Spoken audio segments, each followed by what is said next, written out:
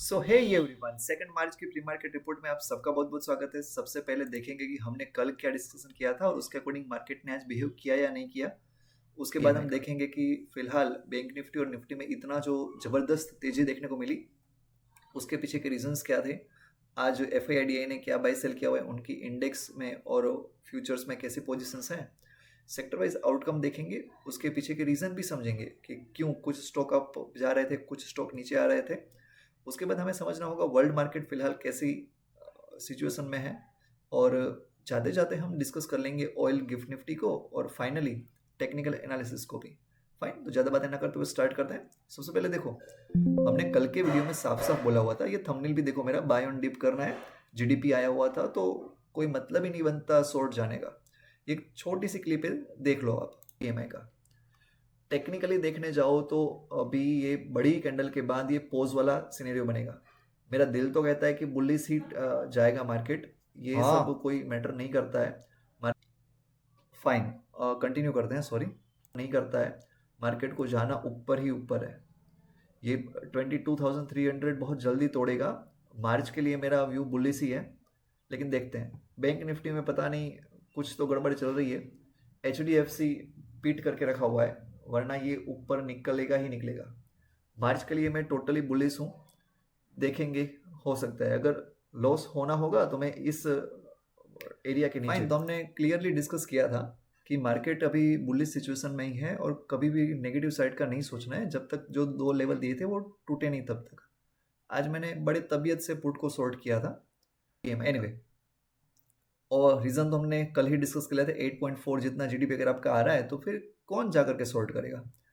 Yes, Nifty देखो, अंधाधुन खुलने के साथ ही भागना स्टार्ट किया था। ओ माय गॉड, 12 बजे के बाद फिर भी थोड़ा सा साइडवाइज हो गया, लेकिन 350 पॉइंट निफ्टी में बहुत बड़ी बात होती है। बैंक निफ्टी उससे भी जबरदस्त, 1100 पॉइंट। ओहो, ये 46,200 पे खुला, फिर मुड़ के नहीं देखा इसने। One way rally. अगर किसी का जरा भी एक बार भी पुट लेने का मन किया होगा और वो बैठ गया होगा और गलती से एवरेज करने की स्टार्ट किया होगा तो अकाउंट के अकाउंट साफ कर दिए इसने। एनीवे आज 5 EMA, बोलिंजर ब्रांड, EMA कुछ नहीं चला। रिट्रेसमेंट नाम की चीज कोई होती है वो पता ही नहीं था मार्केट को। DIA ने आज 4,000 करोड़ की बाइंग की है, जबकि FII ने 128 करोड़ की। और देखो यहाँ पे मुझे थोड़ा मजा नहीं आ रहा है। मुझे लगा था कि जीडीपी के नंबर को देख करके FII करके और बाय करेंगे, लेकिन ये तो DIA ने बाय किया हुआ है। और DIA ने क्यों बाय किया होगा कि सेंटर में से नरेंद्र मोदी या अमित शाह का कॉल गया होगा कि नहीं आज मार्केट को ऊपर रखना है, जीडीपी के नंबर अच्छे हैं, मार्केट ऊपर जाएगा, सबको लगेगा कि नहीं देश में तो खुशियां ही खुशियां हैं। तो ये हजम नहीं हो रही है। हाँ, दोनों ने मिलकर के बाय किया होता तो अच्छी बात थी, लेकिन देखते हैं क्या होता है। यस, आज रिटेलर्स देखो पूरे के पूरे हमारे पास बियरिश गए, एज एक्सपेक्टेड, मुझे पता ही था। FII इंटरेस्टिंगली पुट बाय करके गए हुए हैं, जबकि कॉल उनके पास हल्के फुल्के हैं। प्रो लेकिन सुप्रीम है, आज टोटली बुलिस हैं, भयंकर वाले बुलिस हैं प्रो। उसके सामने कोई टिकने वाला नहीं है। अब देखो इंटरेस्टिंगली यहाँ पे FII की ऑप्शंस के अंदर आपको सेल ऑफ ही सेल ऑफ देखने को मिलेगा। ये सेल ऑफ के चलते मतलब मार्केट को भी चौपीनेस सा बना करके रखेंगे, ये बात साफ है। इंडेक्स फ्यूचर में निफ्टी में एक बाएंगे, बाकी सब जगह पे सेलिंग। सेम वे में सेक्टर वाइज देखो तो 37 स्टॉक अप थे, 13 डाउन थे। मीडिया और हेल्थ 1.5% गिरे हुए थे, जबकि मेटल 3%, बैंक 2.5%, ऑटो 2.5% ये भागे हुए थे। Tata steel, JSW steel, Titan, IndusInd bank सब कुछ 3 से लेकर के 6% तक ऊपर भागे हुए थे। 7-7% स्टॉक आपका भाग रहा है, आप क्या ही कर लोगे। जबकि डॉक्टर रेड्डी और IT स्टॉक्स के अंदर पिटाई थी। देखो हॉस्पिटल का तो हमने कल ही बता दिया था कि एक नेगेटिव न्यूज़ था, आज उसके चलते नहीं गिरा हुआ है। डॉक्टर रेड्डी की एक US के अंदर कुछ कोर्ट केस वाला मामला आ चुका है कि ये मोनोपोली बना करके रखते हैं, कॉम्पिटिशन्स जनरेट नहीं होने देते हैं। एक स्पेसिफिक ड्रग है कैंसर को रिलेटेड, रेवलीमिड करके, उसके चलते। तो उसी के चलते इन शॉर्ट USA में कुछ पंगा हुआ, उसी के चलते रेड्डी के स्टॉक गिरे हुए थे।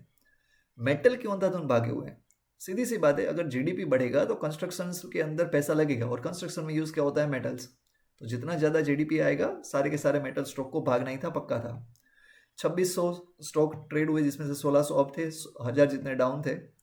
वर्ल्ड मार्केट ये देखो सबके सब जगह पे ग्रीनरी है। एक कहीं छोटक मुट्टक हमारे पास रेडनेस है, बाकी सब जगह पे ग्रीनरी है।